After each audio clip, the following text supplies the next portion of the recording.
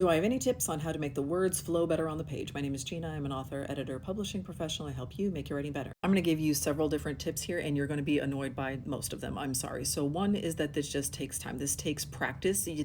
Writing is a skill, it is a craft. If you were to sit down and play the piano for the very first time ever today, you would not expect to sound good. You should not expect to be good at writing the first time that you sit down to do this. Now, I don't know this commenter, I don't know how far along they are in the writing journey, but if this is your first draft or your first novel or even like your second or third draft, like, yeah, it's going to be difficult. It's going to be hard. You're learning a brand new skill. Just because you learned how to write a 5 paragraph essay when you were in 8th grade, however many years or decades ago that was, that doesn't mean that you know how to write a novel. None of us learned how to write a novel in school. It takes too much time, and the curriculum doesn't have space for it. So you're learning a new skill. It's going to take time. You're going to have to put your butt in the chair and put your hands on the keyboard and practice, and it's going to be bad for a while until it's not, until you get good at it.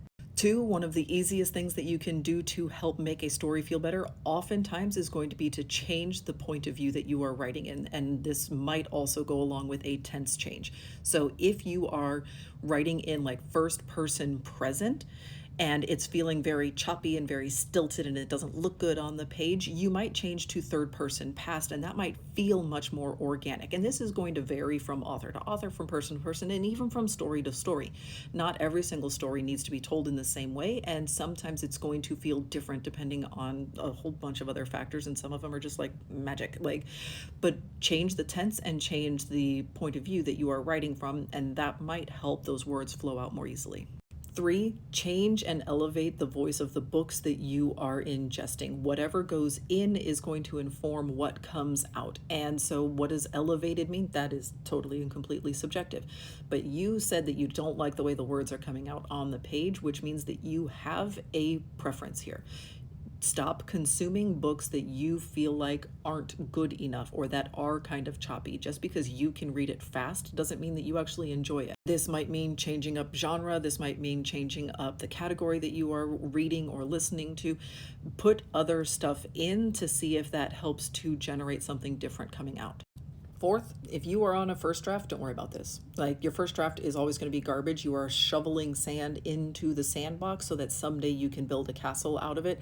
We don't need to worry about things being beautiful on the page. A whole bunch of these words are going to end up getting deleted or moved around or shuffled around. Your voice is going to change over the course of the time. Like, don't worry about this if this is a first, second, or even a third draft. I don't usually recommend that people get into like scene level nuance subtextual type edits until their fourth round of editing. And now your mileage may vary. You have a different process. If you don't do up to 4 rounds of it, like, that's fine.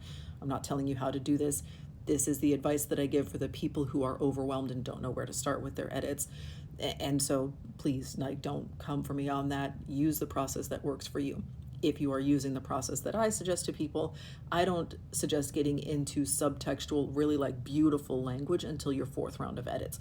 So if you're on a first or a second draft, don't worry about this at all. And then lastly, this one is the trickiest to do, but it is to literally change up the way that you are writing. If you sit down at a desk to write and it feels very stilted and formal and business-like, and that's what's bothering you, then go sit out in a park with sunshine on your skin and grass underneath your body. Like, that might change the way that you write. This is hard to do for a lot of people. It involves logistics and changing habits, but if you are someone who has been tapping away on your phone in 15-minute increments and you can't ever quite get into a groove, it might be time to think about doing longer chunks of time, because that's what's going to be good for your brain. Or vice versa, if writing for a long time makes you feel like you are really slogging through this, you might switch to those 15-minute bursts. Not everybody's process is going to be the same, but if you are very unhappy with the product that you are producing, it might be worth changing the way you produce that product.